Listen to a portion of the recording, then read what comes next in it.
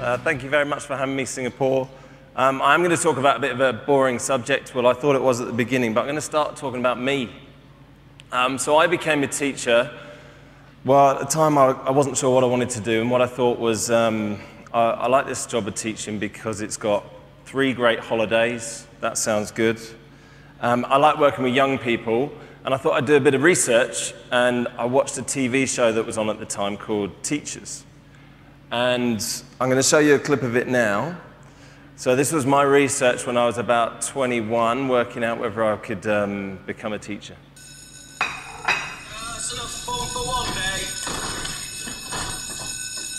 Wasn't too painful, was it? No, I really enjoyed that. You being ironic? Oh, I mean it. Sorry, I should have asked. Did your mum? Probably not.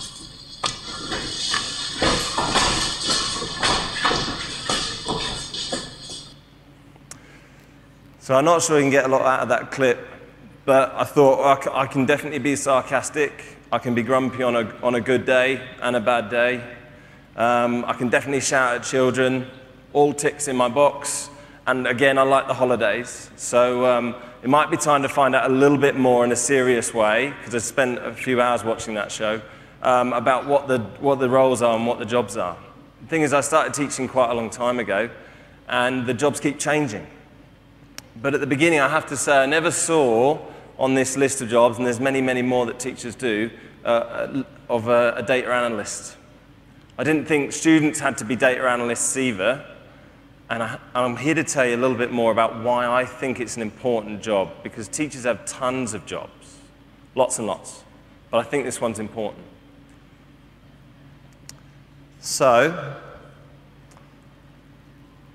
teachers every day, we have to be presenters, sometimes we've got to be mediators, sometimes we've got to be just plain old policemen and riot operators and all sorts of things. But why data analytics is important is it gives teachers an opportunity to work out where students are and what they need to work on next.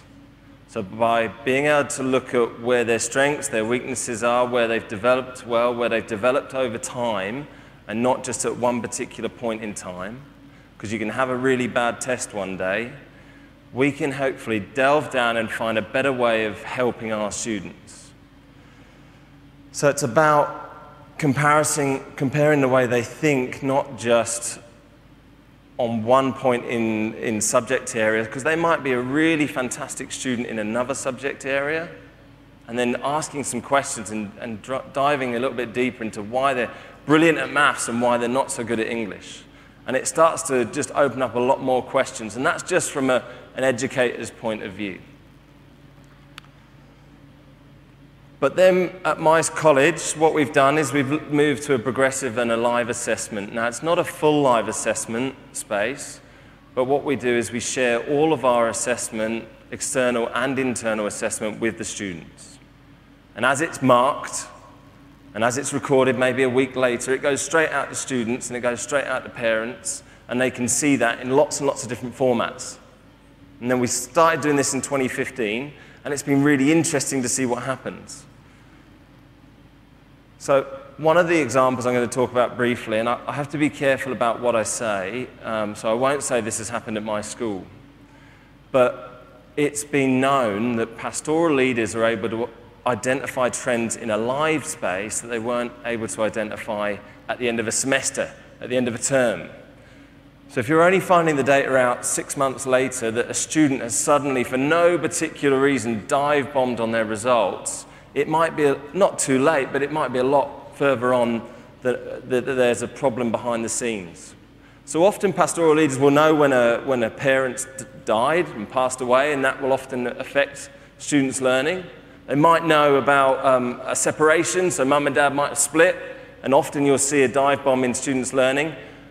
But pastoral leaders have been able to identify why, for no reason at all that they know of, a student's dive bomb. What's happened behind the scenes when they found out a little bit more, there might be a case of mental illness, there might be a case of depression that's happening at home, and they've been able to intervene early. They've been able to pick up that problem, speak to that child, and help. And without live assessment, so progressive assessment, you'll not necessarily be able to see that until a little bit later. So it's good practice to obviously look at that data anyway, but if you can look at it in the live space, it can be really, really helpful. And students and parents can easily track over time, and they can lead to questions. So you see this graph up here, it's showing a divergent trend. So the student in the blue is starting to get a little bit closer to the rest of the cohort. Now, we're really careful about how we manage who gets to see what data. So you wouldn't show a 5-year-old and a 6-year-old how they're getting on across the rest of the cohort, because that could be really, really dangerous information to tell them that, you know what, you're the bottom of the class, and you worked really hard this term and you're still bottom of the class. So we have to be really careful about how we manage it and how we share that information, how we talk about growth mindsets through that process. So that's just part of what we do when we share information, but I'm going to be talking more about that tomorrow in my next talk. We're going to have a look at a video now, mainly because it's far more interesting than I am, and it's got students in here that have been on the journey of learning analytics for a year. So what they've been doing is sharing data with teachers and talking about their journey. Now, these students are around 15, 16, 17 in their last year or second to last year at college. The learning analytical tool, my vision was to see what would happen if we put this into the hands of the students, those that should be in a greater control of their own learning and be able to see what's happening as it happens and be able to analyse that in a greater level of depth to support their learning. I found learning analytics really good with the fact that I could see where I was from grade 8 all the way through to grade 12, so I could see my average grades. Having access to learning analytics, it lets you know where your grades are at and what you need to improve. You can see what your overall grade would be by having a look at if you got this for this assignment, you would be getting this overall. This year, the learning analytics, I feel setting the goals and having the help from my teachers, especially Mr. Syme, who was my academic mentor, helped me push my academic achievements up this year. It's given me something to strive for, and it's given me something to achieve overall. It gives me a goal, an end goal to go for, and having that control and over my learning, it gives me something to aim for, and that's helped me along the way to keep on track. I want to go into marketing. My goal is to go to university. I use the mentoring session kind of as a reminder, so it'd be like, oh, this is where you're at right now. Given students ownership of their learning and also their improvement. So it's been a very motivating tool for students to look at how they're achieving and the areas that they can make incremental improvements as well. Prospective parents, they are very favourable in their comment, particularly the fact that the Learning Analytics program is using live data. It's something very exciting, I believe. Not many schools go there, and the fact that you're having a conversation about the here and now of student progress is seen to be incredibly valuable. Plus it shows you where you are in the cohort, and I didn't see me being positioned against the cohort, I didn't see that as a bad thing if I was under, which I was under last year. I saw it more as a sort of motivation to get above that, which I have this year. In grade 11 I went from not having an academic award at all to having a gold this year in year 12, so that's a massive jump up in grades. I think I jumped from a B plus to an A minus in pretty much every subject. Seeing your on learning analytics, you can gauge your position against your cohort. I feel sometimes that can be a bit daunting to see where you sit against everyone else, but on the big spectrum it's kind of oh, okay, well I need to push to do the best I can. Learning analytics also allows us to see all subjects at once in the one space, so you can see that that's a trend not just in one particular subject but for that student across the board in their learning. With QCS, between that and my grades, that's going to help me a lot outside of university and hopefully give me the OP I need to go on for the future. The workforce is so competitive and I want to have that upper edge. So there's a very cheesy finish at the end there. So it is very marketable, I have to say as well. So, but just going back a little bit on what Tony Wagner was saying. So the data doesn't really work if it's not valid. So if the assessment that's being chosen isn't valid and worthwhile, just putting in test after test that shows rote learning ability, that's not going to lead you towards the end result you want. This is really just about the sharing of the data. I'm not really questioning the validity of what people are choosing to share during this session. But what we've then done, and you saw the students talk about it, was we sat down one-on-one, we talked to them through conversations about where they want to go. What was really interesting was lots of long goal terms was a bigger factor in the success of the program for them. So students that really didn't know what they wanted to do after college didn't really succeed and flourish particularly well. And they didn't really buy into the process. But those that knew and were able to target set and goal set really flourished in this space. They went to the specific criteria within the subjects, and not just knowing that I'm not good at maths, but parents and students were having conversations about not being good at communicating maths as opposed to problem solving in maths, or even further down than this. So driving down to the deeper level of data. And that was interesting to see where that went. So we did lots of studies, lots of conversations to get students hopefully into a much better experience, so setting goals, the way that we set goals, the way that they got to choose their academic offerings, and also they chose their academic mentor, because we found that that was really responsive. So they got a chance to choose their favourite teacher as opposed to me, then it was a much better experience for them. And we have developed, and it's a slow incremental change, we've developed a better culture of success.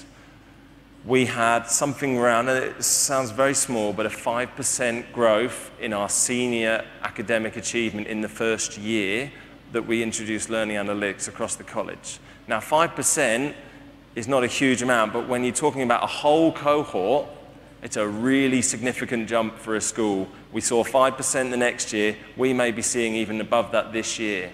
Now, I think it will plateau, but it's showing that putting learning analytics in students' hands, showing them the graphs, showing them the data, showing them what they're doing, helps with their learning and their understanding of what they need to target and work on and develop. There are some really bizarre conversations that students talk about their overall grade and their average grade on a daily basis, and they give it, you know, I'm on 98.42 and things like that, and it's weird to see these kids getting so enthusiastic about something that they weren't really interested in maths, but now they're really interested in where they're going on a global perspective. I think that's about it from me today. Have I got time for some questions? I've got some time for some questions. I think as IT leaders, you might be thinking about how this comes together and works. So I'll try and answer a couple before we start. There is one central database where all of the information is stored. We then have a third-party provider that access and query that database to produce the results that we see and can control in a web-based environment. But if I do have any other questions, otherwise I'm going to finish for the day. Yes, Jay? How would the classroom teacher begin to use learning analytics? Yeah, so the classroom teacher, they get an opportunity to look at a lot more spread of results. They might look at external results that might have been a standardized test, let's say in year 9. They will then compare that perhaps to their own assessment and looking for outliers. So looking for students that did incredibly well in a sit-down test, but actually in the classroom environment, they're not doing particularly well at all. It might show them that they've got this kid that one is inherently lazy for some reason, but in a test environment, they're really, really bright. They've got to then obviously find ways to see success in there. Because they can look at all of the subjects, they can use another subject as a basis. Well, Billy's really, really interested in PE and he's doing great results in PE. What can I do there in that sport environment? What can I bring over to this subject to help really lift his motivation? Because he can do it, but it's just finding a way to tap into how he can do it and raise his level. Thanks for the question. Anything else? Thank you very much for your time.